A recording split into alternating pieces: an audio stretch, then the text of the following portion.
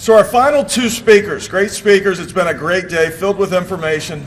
A lot of stuff you're going to have to digest and dig into more facts on the subject. But Ed Shemelya from the National Marijuana Initiative and Tom Gorman, Director of Rocky Mountain HIDA. And I'm glad we're finishing up with Rocky Mountain HIDA because nobody has seen the impact of marijuana legalization like the state of Colorado. You've heard a lot about Colorado. And so we're not foolish enough to think that Mike Stewart or anybody else can stop legalization of marijuana in West Virginia. But I hope we learn from what other folks have done, whether it's Colorado or Oregon or California or other places. We need to learn from these things so that we can avoid the mistakes other places have made. But our first speaker right now is Ed Shemelya, and from the national coordinator for HIDA's National Marijuana Initiative. You know, when I took over as a U.S. Attorney on January 9th last year, and it's been a busy year. Anybody around knows it's been an incredibly busy year. He was one of the first folks to reach out to me about marijuana policy, and he had me at the word go because I've dug into the facts on this. I do have a 16-year-old and 17-year-old daughters, and I worry about drugs and the influence of drugs all the time. I know they're good kids, but good kids make bad decisions all the time. And it just seems like when I was a kid, when you made a bad decision, it wasn't life-altering. And that's what we hope with all of our kids in their private moment, when they're hanging out with their friends, when they make that bad decision, that it doesn't change the course of their lives. And love my kids. We all have good kids, but they make bad decisions. And so, but I really appreciate everybody being here, your patience. I'm going to turn this over to Ed. Ed is that national coordinator for HIDA's National Marijuana Initiative, a position he assumed when he retired after 30 years of service with the Kentucky State Police. Prior to his retirement, he served as the Eastern Regional Marijuana Coordinator for Appalachian HIDA and was responsible for monitoring marijuana cultivation and related activities within the four-state region of Appalachia HIDA, a critically important organization for law enforcement in this entire region. I'll turn it over to you, Ed. Thanks very much. Thank you, sir. Well, I've been told that I can't move, so that may impact my ability to speak because I can't talk unless I'm walking. So they're apparently recording, and they told me not to move, so I apologize on the front end. I'm actually Tom Gorman's setup man. They've asked me to speak before Tom, and so you know, Johnny Carson had Ed McMahon, so I'm Tom's Ed McMahon here, and he's going to tell you when he gets up there that he's from New Jersey. He was a gang member in a gang that couldn't spell, and that's true. That he was a professional boxer that spent more time on his backside than he did on his feet, and that's also true. And he is a legend in the HIDA world who started policing about the same time as Wyatt Earp, and that's also true too.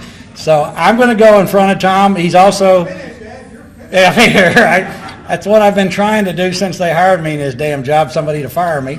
So I think that may accomplish. Director Gorman, along with Director Brown, are one of the our 33 bosses that we work for. The NMI is one of the 3 national initiatives that support our 33 now with the inclusion of Alaska 33 HIDAs across the country. We're supposed to be the marijuana experts here, and that is exactly what we try to do. And what we're going to talk about today, you've heard an abundance of information on this topic from people a lot smarter than I am. I'm probably the dumbest guy that you're going to hear from today, and I don't apologize from that. That's just being a Kentucky hillbilly, and it is what it is.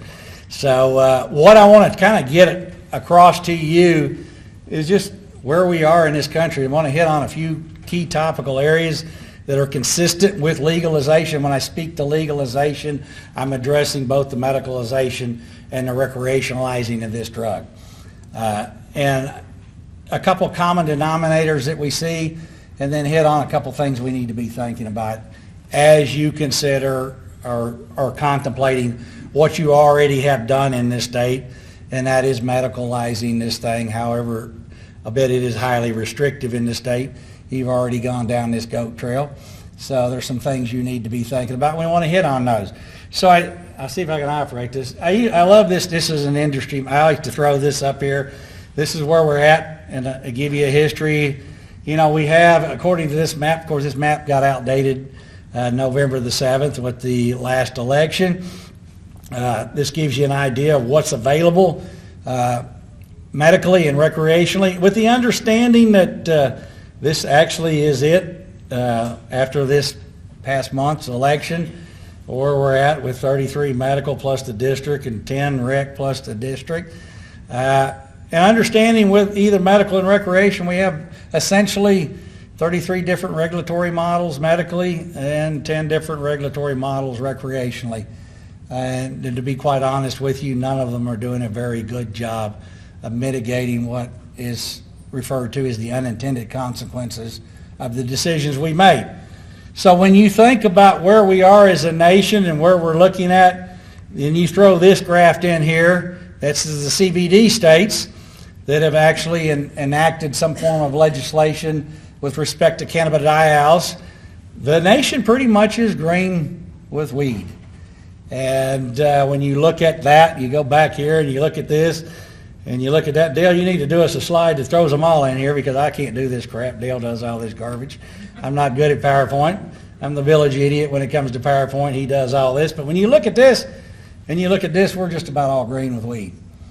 And I don't say that to tell you that this is inevitable, that what's occurring is going to continue to occur. It's just a fact of the reality of where we are in this nation with respect to this drug. That 33 times, either through a ballot referendum or legislative intent, we've essentially circumvented the FDA process and medicalized this substance. And we've done it 10 times recreationally. And that's where we are. It's as simple as that. But what you need to understand, there's some commonalities when this has happened. You know, throw this up here. This is our good friend, Dr. Bertha Madras from Harvard. The conditions that are allowed medically run the gamut. From Illinois having probably the most conditions that are there. But that's not so much what's important. It's this topic right here.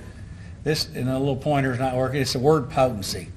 The one thing that we have in common, and we see over and over and over again, is a little adage up there, this is not your granddad's weed. Why, heck, with what has happened in this country in the last 5 to 7 years, it's not even your brother's weed.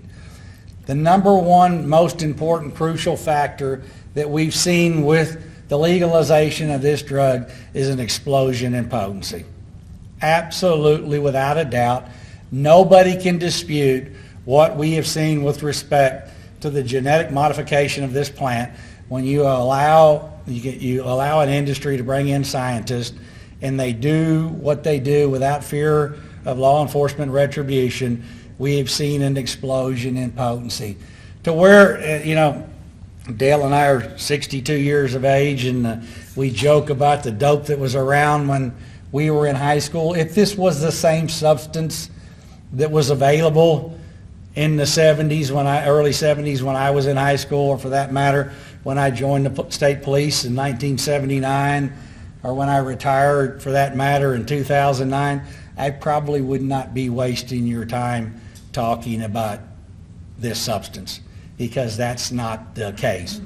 And if you leave out of here and you don't remember anything else, remember that today's marijuana and everything associated, all the ancillary issues as a result of it, are all predicated on this one concept, and that's potency.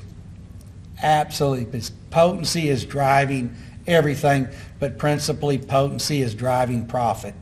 And you heard Kevin Sabat talk about the industry and modeling itself and who all's getting involved. That tobacco industry is getting involved when Constellation Brands, the largest alcohol distributor in Canada, has bought a $4 billion stake in Canada's marijuana, $4 billion with a B, and then the largest tobacco producer. You know, it's all about money, and that's what this is all about. Potency is all about money. And, you know, when we talk about potency, you know, you talk about medical marijuana, and you think about the old scraggly, and I look at my guys from Kentucky over there, and Colonel Lewis, the CDC from Kentucky, and you all would probably recognize pretty good dope. This is Washington medical marijuana. This is what happens when you're allowed to grow. You think about it. This cat right here, this trooper with the Washington State Patrol, he's 6'4". And anybody want to guess what this plant is yielding in dry smokable product? A little over 20 pounds. This is what happened. Not only is potency increased, but we've also seen yields increase with this. So the old adage that you heard from the DEA early and what we used to hear in the DCEP program is an outdoor plant would produce about a pound, maybe a pound and a half. An indoor plant, maybe a quarter a pound to a half. You can throw those numbers out. Because what we're seeing not only with an increase in potency is we're seeing an increase in product with respect to the raw product yield in the plant, because you're starting to see these monsters. And this is an outdoor plant in a plywood grow in the state of Washington that's not typically known for outdoor marijuana cultivation. They don't have a very long growing season, but this is what you can do when you don't have to fear law enforcement swooping down in your backyard. This is a regulatory check to make sure they were in compliance with the medical marijuana program, which, by the way, in this county, medically, you're allowed 99 plants per patient. So somebody explained to me how 99 of these plants, from a medical standpoint, you can't smoke all the dope this one plant can yield, let alone 99 of them. So they were out of compliance by about 6 plants, but this is medical marijuana. And this is what we typically think about, the flower, the colas. It's what's dried, rolled, but you know, it's not about this anymore.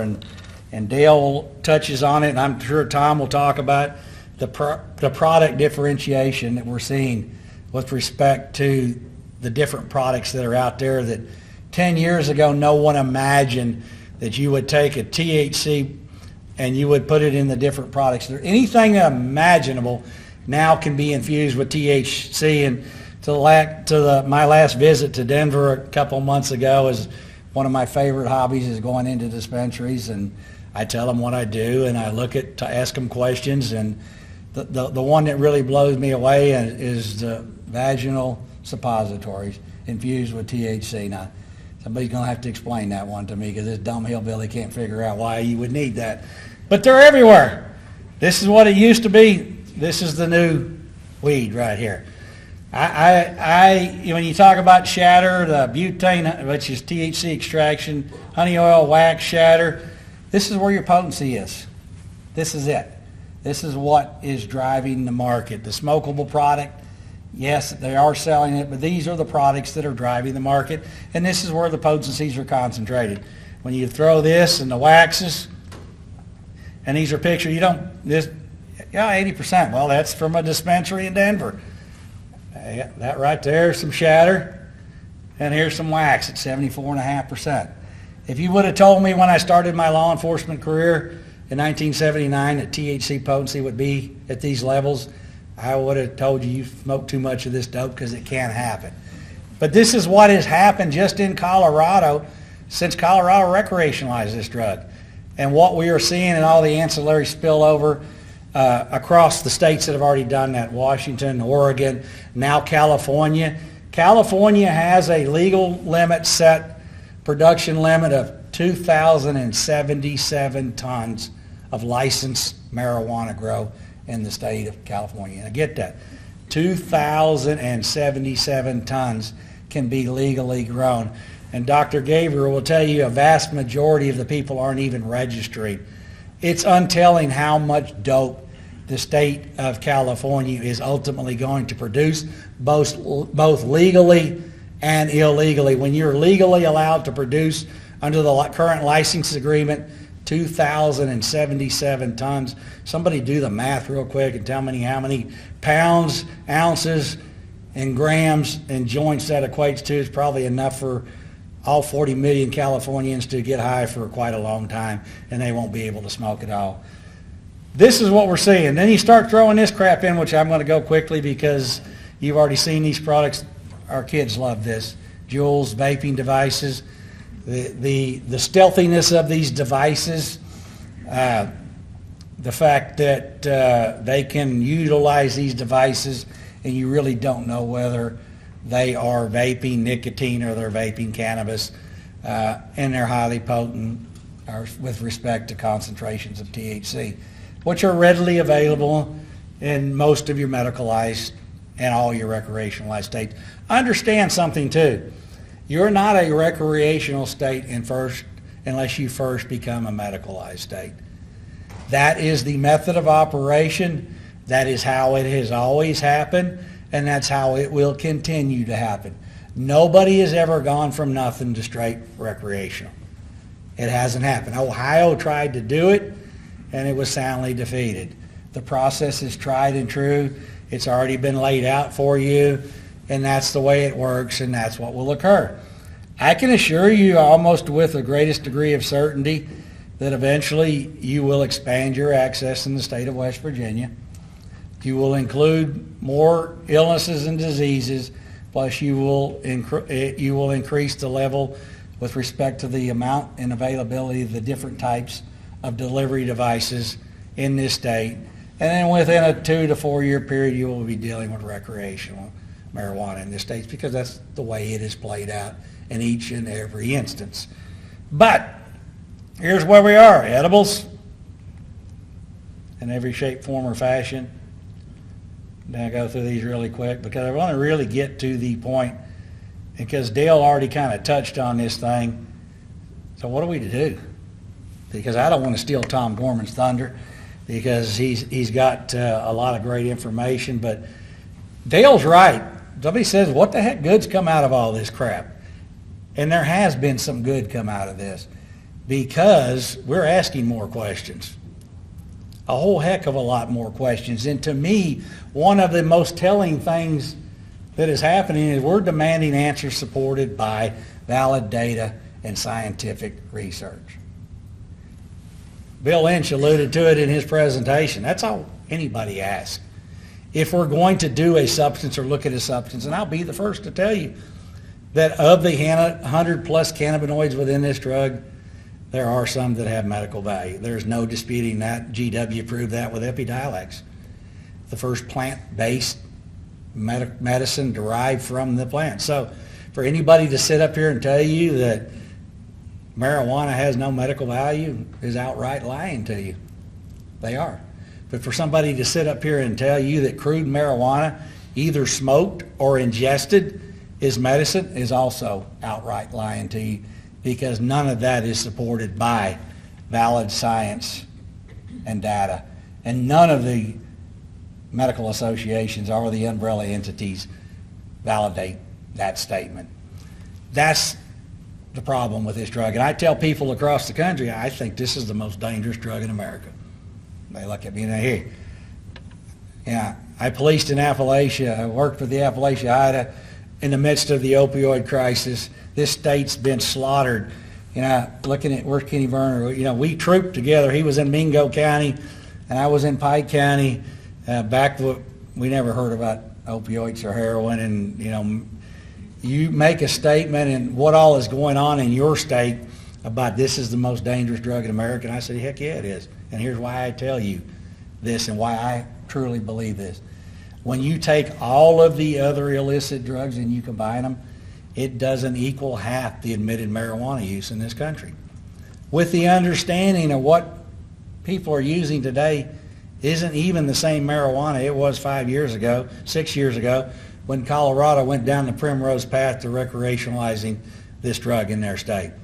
But that's not, in my mind, what makes this dangerous. And you got a little bit of that, the flavor of that today. What makes this so dangerous? It's the most misunderstood of all the drugs in this country. Absolutely.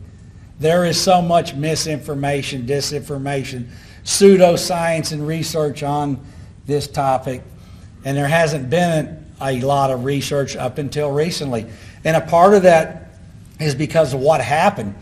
When California medicalized this thing in '96, nobody paid really, Prop 215, nobody really paid a whole heck of a lot of attention to it. And really, when you look at where we have come, literally up until Colorado, this thing exploded right before Colorado and right after Colorado made their decision to recreationalize this drug. This nation exploded with the medicalization of this substance. Not supported by valid science, peer review, double-blind placebo testing on this substance. But we're going down that path void of that. The beauty of this, as a result of this, we now have more research applications in the mix and more research being done on this drug than we've had in a long, long time. That's the good thing about this. The downside to that is that unfortunately it's still going to be several years before we have some definitive answers. And we rush headlong to make decisions while we don't want to wait on the science to catch up. And I think Bill might have alluded to that. We were talking about that. I listen to these doctors and these people in these areas and the pharmacology and pharmacopoeia. I think the science is going to dispel quite a lot of myths that have been perpetuated about this drug. But we're still a few years away from getting that. That is what it is. So what do we need to be looking? These are some of the things. If you're going to do this, and you've already done this, if you're not collecting data, if you're not already collecting data, then by shame on you, because you should be doing that. And these are some of the things you need to be looking at. Usage rates. How in the heck are you going to be able to determine whether this substance or any other substance has had a negative impact if you don't have a baseline to establish that? What are you doing on the front side for collecting data? Usage rate. Workplace issues. This is our Speakers Bureau. NMI has a Speakers Bureau. Dale, I'm going to show you the website, but it's actually going down Friday, so we're going to redo it. But we've got a speakers catalog. Joe McGuire, who is our subject matter expert on all things workplace issues, she does classes. The impact that medical marijuana is doing to the workplace, not only in Bob's state over here, but in these other states, are dramatic. And we're not hearing a whole heck of a lot about that. The issues, folks, that are the law enforcement's dealing with the perception and with these young officers coming out that see nothing wrong with marijuana because they have been brought up their entire life. If you look at somebody that's been born after 96, we continue to normalize and marginalize this drug under the guise of medicine in this country. To where most of our youth, and it's been alluded to me, the perception of risk and harm has almost been negated with our young people. They see nothing wrong with this substance. Our culture, our society continues to marginalize and mitigate this drug. Whether it be Hollywood, whether it be in professional athletics, we continue to marginalize this, and to the point where our young people actually, they alluded to, they actually think it's safer than alcohol. We need to be looking at school performance because it's happening in Colorado. Guess what? It's happening in Washington and it's happening in Oregon. The solution in Colorado to suspension and expulsion and not dealing with the problems, well, hell, we just won't suspend or expel them anymore or refer them to law enforcement. Now, that's a great learning opportunity for kids. It really is. Diversion, because Tom's going to probably tell you in a minute that, and you already heard this from the DEA, that they are probably the number one distributor of marijuana in the country. Oh, you had 44 states last year, plus a couple of foreign countries that they sent marijuana to. And I think California will catch them, just if they ever get theirs figured out. The black market's not gone away. Absolutely has not gone away. Anytime you have a taxation, look, we've been dealing with the cigarette tax issue and people buying from New York and New Jersey, buying our cheap tax Kentucky cigarettes and taking them back and sell them in New York. It's not going to go away. The black market's not going to go away. You already heard about that. Treatment, nobody's talking about treatment. We alluded to it. Treatment and admission, addiction rates, all tied to potency. All tied to potency. Nobody wants to address this or talk about this. Homelessness. Yeah, how's that working out for you, Tom, in Colorado? Yeah, it's a debacle. The level, who the hell would want to go to Denver to be homeless? I'd rather go to San Diego where it's warm, but for some reason they're inundated with people, what do they call them, pot travelers or whatever they are? They're all from New Jersey. They're all from New Jersey, yeah. Former gang members that can't spell and professional boxers. So, and here's another thing we need to be looking at. What's the true fiscal impact? Because if anybody can tell you that they are lying to you, because Dale and I have been trying to put together an NMI, a true national fiscal impact, and akin to what we know about alcohol and tobacco. We've dealt with some of the best, addiction economists in this country, and they all have told us, hey, that's a great idea, you need to do it. Here's the problem with that. We're too early into this to show causation. Unfortunately, it's going to be another 5 to 7 years before you're going to get a true economic analysis, because we're just so new into this venture. We're so new into this. So to say, yeah, we look at taxation, and you've already heard what a great panacea taxation is, but are there positive benefits from this? Most undoubtedly they are. Undoubtedly there are some positive benefits economically, job creation. There's going to be some positive benefits from this. But for somebody to say, yeah, well, I can tell you with the greatest degree of certainty, this is what legal marijuana has brought to our economy.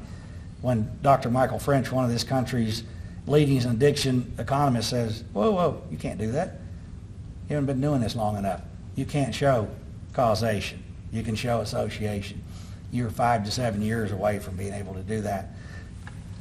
But we need to be examining that so we can make some honest decisions, just like the Chicago mayor today came out and said, yeah, look, I'm all for legalizing this in Chicago, and we're going to pay for pensions for our police and fire. To me, they tried to do that in our state last year. I'd rather give my pension up than legalize marijuana to offset the 49th worst pension in the nation, and that's the Commonwealth of Kentucky's. But that's the asinine argument. Let's legalize this substance so we can take care of something that should have been taken care of in the front side.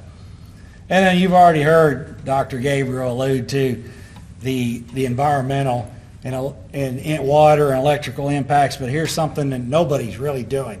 Nobody's going into these medical and recreational facilities.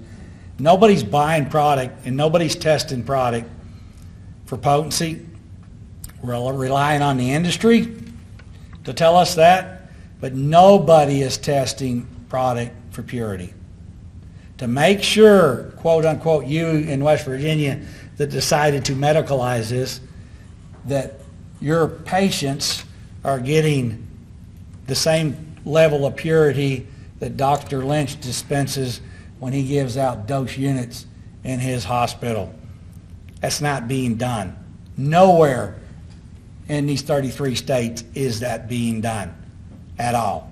You heard about labs being closed down for falsifying reports, but nobody is doing it to ensure the purity of the product. That's what the questions you need to be asking, and that's the data you need to be examining, and that's where we are with this issue. Dale already threw this up.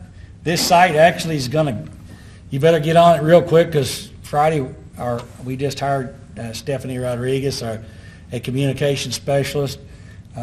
She's taking this site down because she told Dale and I our site sucks. It's pretty pitiful. So, and she's right. So hopefully I'm going to give her a very short window to get it back up so it doesn't suck anymore, and it will be something beneficial to you. But it has all this stuff on there, everything that you need to access. You need to be reading Tom Gorman's reports. All of the reports are there. Here's all of our contact information for the NMI. Do not hesitate to reach out to us. We have an abundance of information for you, and we're at your disposal. And the thing that we're most proud of is our Speakers Bureau. We have about 15 or 16. Bill Lynch is one of them. Rod Gabriel's another one. Speakers that are at your disposal. They're free of charge to you in the subject matter areas. I want to just take the last minute here to thank your United States Attorney for having the courage to do this, because this is not the most politically astute thing that he probably will ever do in his. Did you just call me dumb? No, I did not. I did not call you. I would never call the United States Attorney dumb, but it took a lot of courage to put this event on. And I wanted to thank you for having the intestinal fortitude to do that. And by no means are you stupid. Thank you, sir. I appreciate it. And thank you all very much. Thank you very much, Ed.